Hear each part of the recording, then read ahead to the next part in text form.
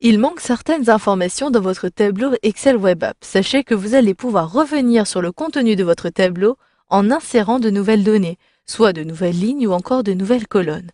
C'est tout à fait le cas pour ce tableau qui concerne et qui regroupe les propriétés de plusieurs produits de mon entreprise.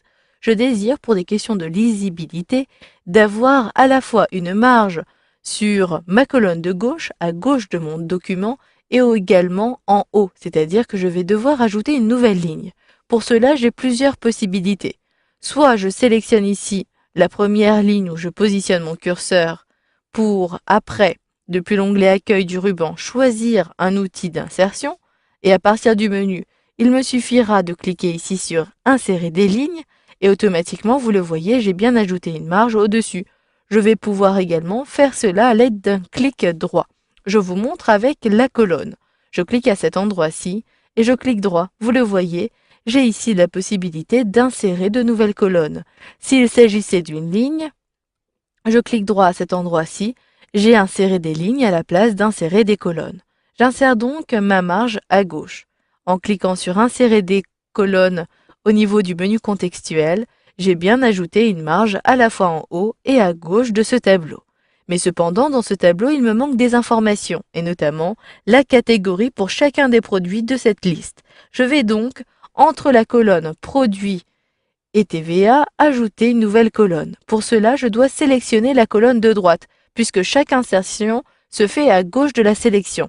Je clique droit et je sélectionne Insérer des colonnes. Vous le voyez automatiquement, ma colonne a été ajoutée et je peux donc saisir à l'aide de mon clavier Catégorie. Sachez en plus de cela que lorsque vous insérez une colonne comme cela, elle prend les caractéristiques, les propriétés des colonnes juste à côté. C'est pour cela que la colonne catégorie fait la même taille, la même largeur que produit et possède les mêmes dispositions, la même mise en forme. Je désire en plus de cela compléter les différentes lignes. Ici, je passe automatiquement du produit 10 au produit 15. Il manque donc plusieurs lignes et en l'occurrence 4. Pour gagner du temps, je vais pouvoir, à l'aide de manipulations très simples, insérer ces 4 lignes d'un coup. J'effectue une sélection de 4 lignes, les 4 lignes qui se situent après l'insertion. Je désire donc insérer 4 lignes, je sélectionne la ligne 13, 14, 15 et 16. Ainsi, j'ai bien sélectionné 4 lignes après la numéro 10 et donc ici la ligne numéro 12.